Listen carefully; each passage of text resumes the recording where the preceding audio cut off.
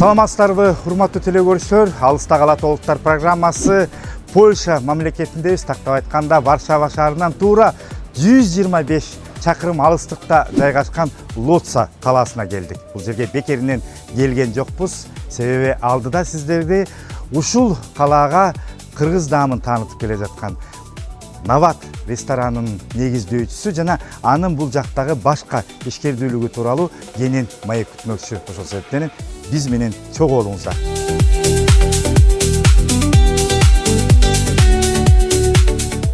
Арстанбек Алыкулов Жалал Абад облусунун Базар Коргон районунда туулуп өскөн. Кесиби боюнча юрист. Европага 2010 жылы келген каарманыбыз бир топ жыл Литвада эмгектенген. 2025 жылдан тарта Польшада жашап, ишкерлик менен алектенип келет. Бүгүнкү күндө Арстанбек өзүнүн билимин, тажрыйбасын жана топтогон жөндөмдөрүн жаңы чөйрөдө ийгиликтүү колдонууга аракет кылууда.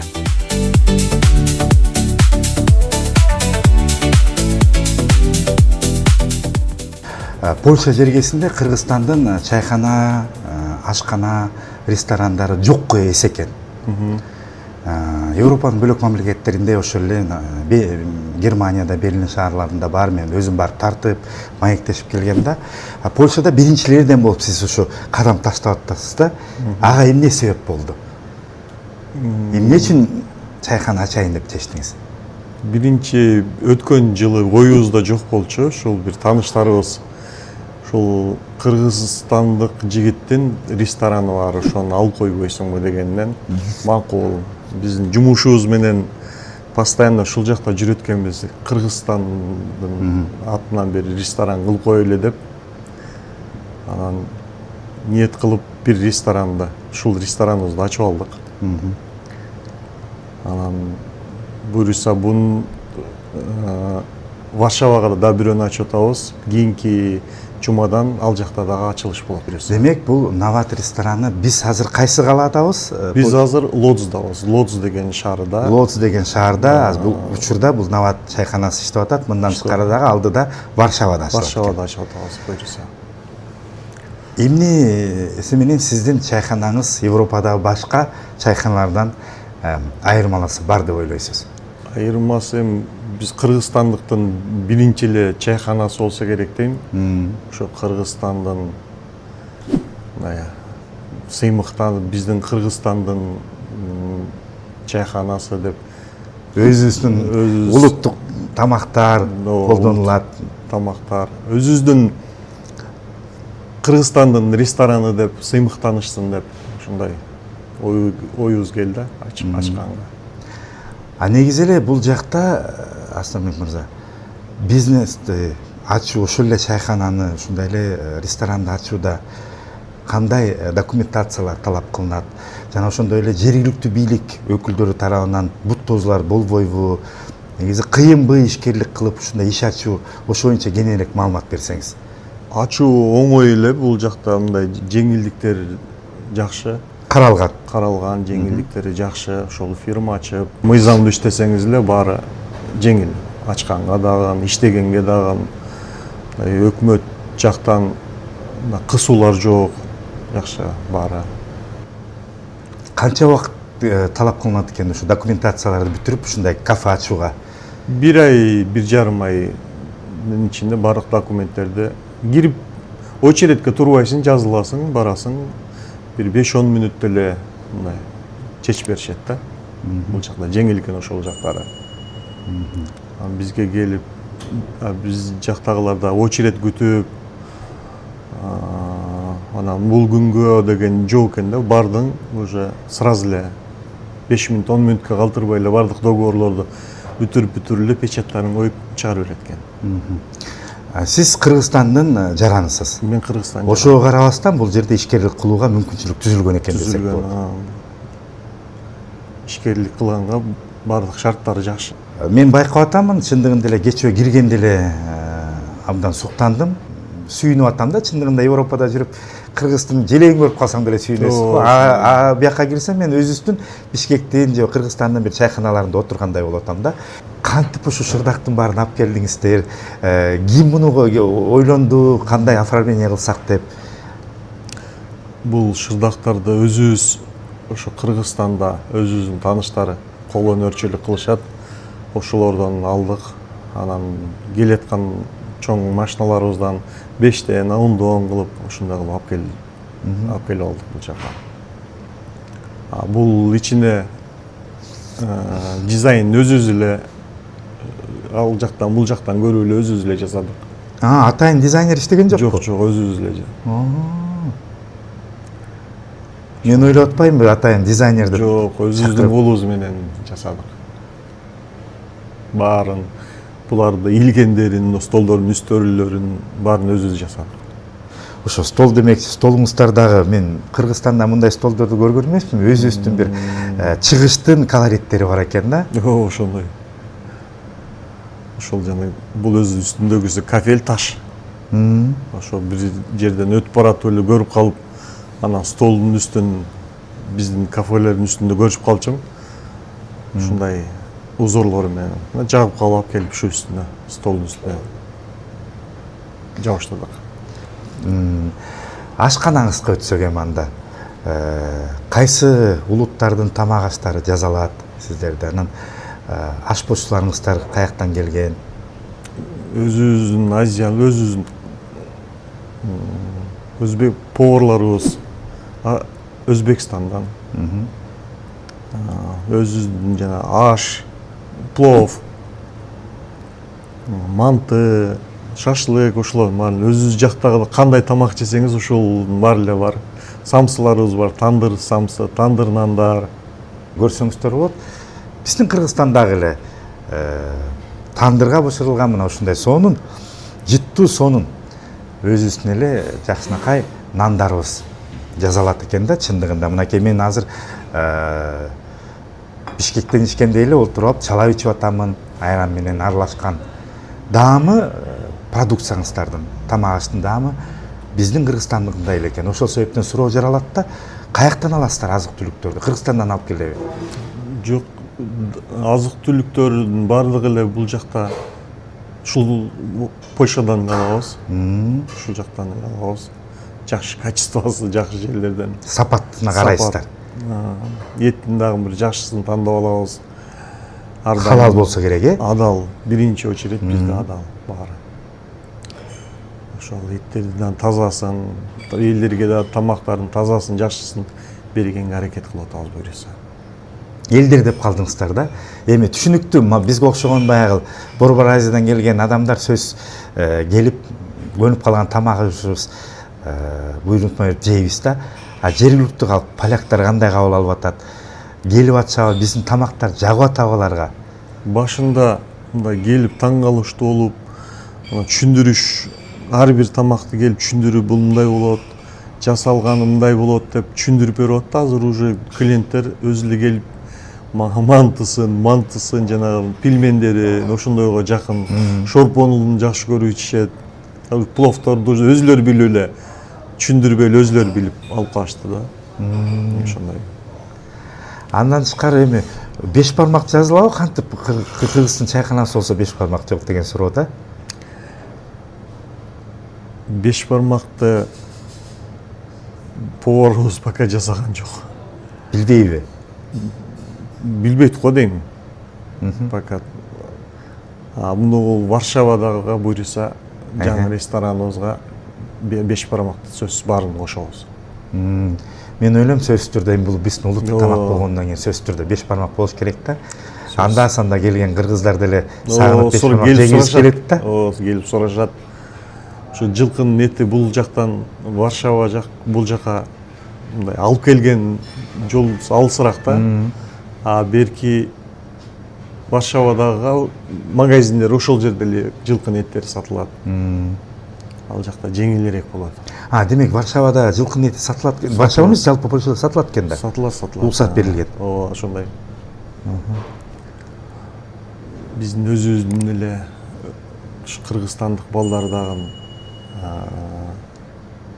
эт магазинин ачып алышкан, ошолордо бар. Казы, чучук барын, жылкынын эттерин сатышат кош. Бирок баары бир жылкынын эти кыргызстандыкындай болбосо керек, эттин даамын айтам да. Керкилерки окшоп калат, керкилерки окшобой калат да, мындай. Жегендеринен зависит этеби билбейм. Бир алганыңда даамы сонун болот, а кийинкисинде уже даам башкача болуп калат да. Ошонун эттерин. Сиздердин бул жердеги ашканаңыздарда кайсы улуттун өкүлдөрү иштейт? Кыргыздар барбы? Бул жерде поварларыбыздын баары эле Өзбекстандан. Алар тамакты жакшы жасашат, түшүнүктүү. Тамакты жакшы жасашкан поварларыбыз Өзбекстандан келип иштешет. Администраторубуз дагы Өзбекстандык, ушул жерде жашап окуп жүргөн студент балдары. Ар улут өкүлдөрү иштейт экен десек болот экен. Мен байкадым, официант болуп орус улутундагы кыздар да иштейт экен. Орус, украинка, белорус ошол жактан келишип иштешет. Демек, эгерде ушул калаада жашаган кыргызстандык студенттер балким эгер окуусунан кийин убактылары болуп калып, кичине анча-мынча акча таап алайын деп жумушка келсе, чакырып алат экенсиз да. Сөзсүз алабыз, ооба. Варшаванын тегерегинде жашаган студент кыздар, балдар, эгер чындыгында эле сиздер дагы кичине кошумча акча таап иштегиңиздер келсе, мынакей өзүбүздүн ушул Нават ресторанына, чайканасына келип, байкеңиздер менен сүйлөшүп, иштөөгө мүмкүнчүлүктөрү бар экен, туурабы? Туура. Рестораныңыз байкадым өтө чоң экен. Анан өзүн өзү актап атабы? 1-2 ай актаган жок. Башталышында актаган жок. Анан элдер келет, бизге адал чайкана болгон үчүн бир айлиядабыз. Адал болгон үчүн кирип көп киши бул жерге ичкени келет экен, бул жактан иче турган кишилер. Анан келип ички спиртнойлар жок экен деп туруп, башына көнбөй чыгып кетишип, клиенттерибиз аз болуп, анан акырындык менен 1-2 айдай чыдап өтүп алдык, ошол периодтан өттүк. Азыр жакшы буюрса. Азыр ниетибиз уже 1, 2, 3 ушундай кылып 10го чейин ачканга ниет кылып, башка азыр Германиядан да ачабыз деп ниет кылып, ошондой көбөйтөй. Канча киши иштейт азыр сиздин ушул чайканада жалпы? 11 киши иштейт. Демек 11 кишини сиз Европада, Польшада багып атат экенсиз да? Ошондой. Ал 11 кишинин аркасында да үйлөлөрү болсо, бер жагы бир 100 кишини багып аткан экенсиз да. Аллахтын жардамы менен биз себепчүбүз го. Аталышына токтолуп өтсөңүз, эмне үчүн Нават деп атадыңыз? Бул деген бардык тилде Нават деген бардык тилде айтылат экен. Оюма ушул Нават келди. Бардык тамактарыбыз дагы Наваттай дамдуу болсун. Оюм ошол биринчи биздин Кыргызстандагы Наватты ойлогон жокмун. Анан ушул бардык тилде Нават деп айтылган үчүн ошол Нават деп коюп калдым. Арстан байке менен ошо чогуу ишкерлик кылабыз. Бул кишинин мүнөзү өзү токтоо, чынчыл, көп жакшы жактары бар. Анан жумушту дагы ыгы менен кылганды, өзү мындай тартип менен кылганды жакшы көрөт.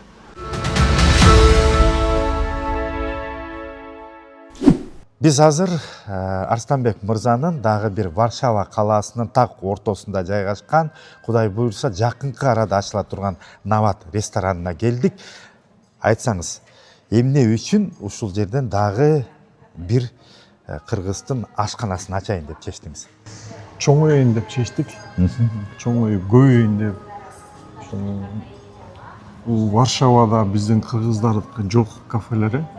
Кыргыз кафе такыр жок. Жок, кыргыздардын кафеси жок. Ошо биринчи болуп биз ачып биринчилерден болуп калайлы деп буйрса. Ошо ремонтторубузду баштаганбыз. Ушул баарын Кытайдан заказ берип, ушул 2-3 күндүн ичинде бардык мебелдерибизди чүрүп ачып калабыз буйрса. Эмне менен буга чейинки тарткан чайханадан бул ресторанның айырмачылыгы болот? Айырмачылыгы Варшаванын центринде борбордо ошол биздин Кыргызстандан келген кишилердин делегациялардын баары деле Варшавага келишет. Биринчи эле өзүбүздүн кишилердин Кыргызстандан келген кишилер келгенге жакшы болсун деп. Ашканасына токтололук эми. Бул жерге эс алуу үчүн келип атканда сөзсүз түрдө Кыргызстан тамагын ичкиси келет да. Айтсаңыз, мына бул жерде сиздердики экен. Ошол эле кухня, поварларыбыз Өзбекстан поварлар. Эмне тамактар болот? 5 бармак болобу? Сөзсүз кылабыз. Этибизде ушул мусулмандар соет, эт сое турган убойня бар. Жакшы адал, эттери жакшы. Эттери дагы биздин нарындын эттериндей Даамдуу. Даамдуу, жакшы. Чүчүк казгарта болот экен да. Сөзсүз кылабыз. Могул имаратыңызды көрүп атпайлыкпы? Өтө чоң бир мындай бизнес центр экен да, бул борбор экен да. Районубуздарда ишкерлер жашаган мындай жөн район эмес окшойт да. Ошо бир Мокотов району, бул жерде жалаң офистер, көрүп турган офис помещениялар. Биздин бул терраса, анан ичкерде чоң зал, анан көчөдө летнигибиз бар. Жүрүңүз анда ушу ичиндеги жазалгаланган жерин бизге телекөрүүчүлөргө көргөзүп койгуйсуз.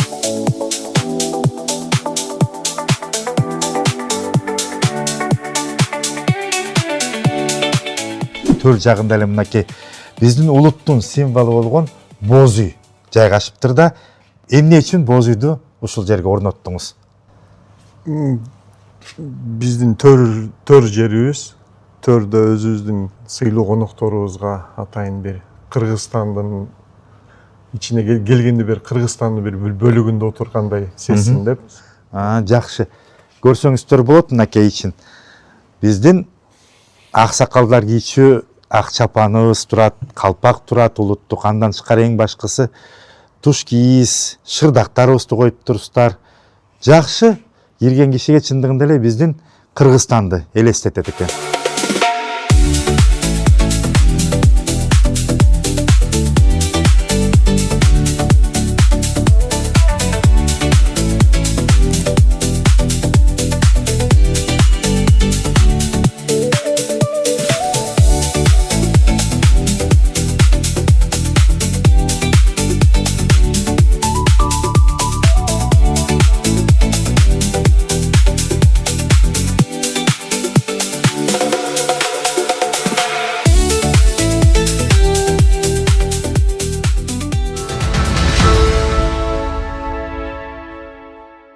Кош келипсиз. Биздин жумуш менен тааныштырып кетели. Бул жактагы экинчи жумушубуз.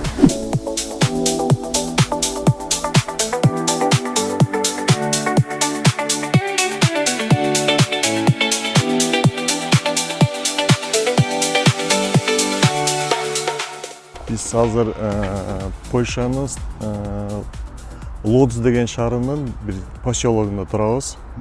Биз бул жерде биздин запчасть кылып Кыргызстанга жөнөтө турган запчасть кыла турган жерибиз бар бул жерде, кичинекей бир аз. Чоң дагы бир 200 километр Белоруссия жака кеткен жакта 200 километрде чоң фураларды запчасть кылабыз. Ошо чоң фураларды запчасть кылып Кыргызстан, Казакстан, Өзбекстан ошол мамлекеттерге жиберебиз. Канча жылдан бери ушу менен алектенип келесиз? Бул фуралар боюнча 2011-12 жылдан бери. Анан запчасть кылып баштаганыбызга бир жыл болуп калды. Ошо запчастьты да кошуп чоң фураларды жиберебиз. Анан Оорбу жумуш? Жумуш мындай аз убакыт эс алабыз. Эс алуу убакыты азыраак. Постоянно жолдо водительдер келип аткан болот. Чарчасаң дагы звонокторуна жооп бериш керек.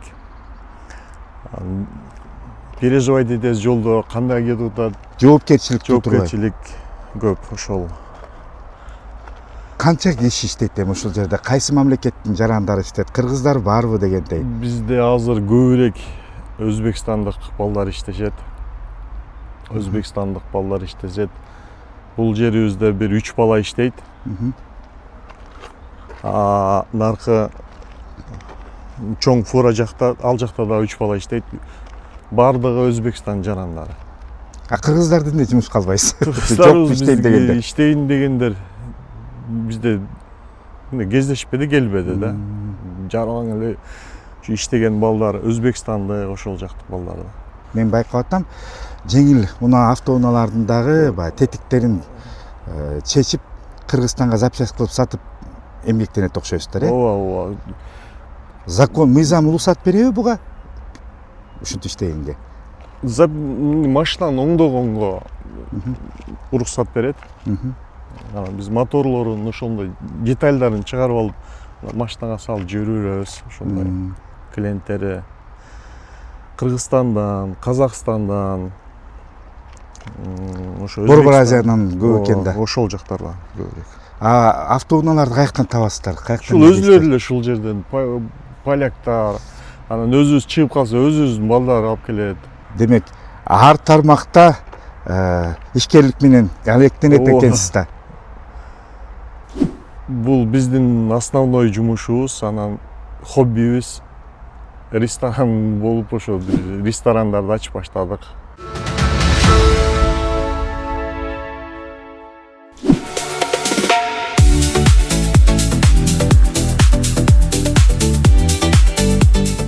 Литвадан Польшага келип калдыңыз да, эмне себептен?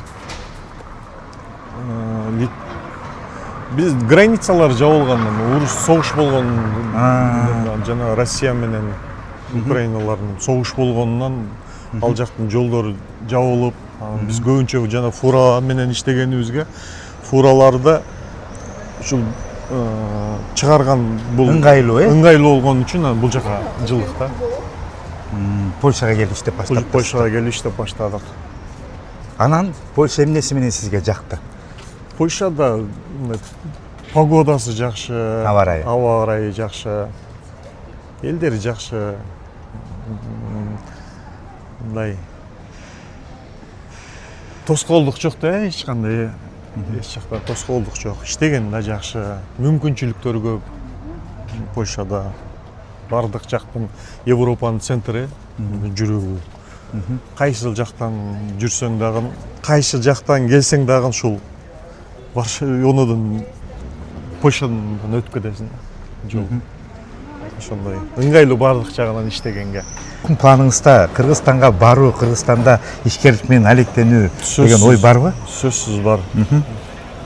Ал өзүбүздүн жана Арслан баб деген жерибизде дагы жана эс алуу комплекс дагы ал жака дагы ачканбыз.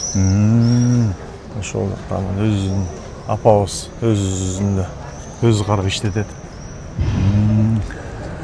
Анан ал жакка дагы чоң бир чайхана, бир жакшы бир чайхана ачам деген ойдор бар. Сизди көрүп аткан жалпы телекөрүүчүлөргө кандай каалоо тилек айтасыз? Кыргызстандыктарга жалпы. Кыргызстаныбыз бар, биринчи Кыргызстаныбызда тынчтык болсун. Элдерибиз бири-бири менен ынтымактуу болсок, тартип болсо Кыргызстаныбызда, өнүп өсөлү. Ошол. Рахмат, айткан каалоо тилектериңиз орундалсын, убактыңызды бөлүп, мага өзүңүздөрдүн ишкерлигиңиздер менен кенен ишиңиз менен тааныштырганга ыраазычылык билдирем. Ийгилик коштосун.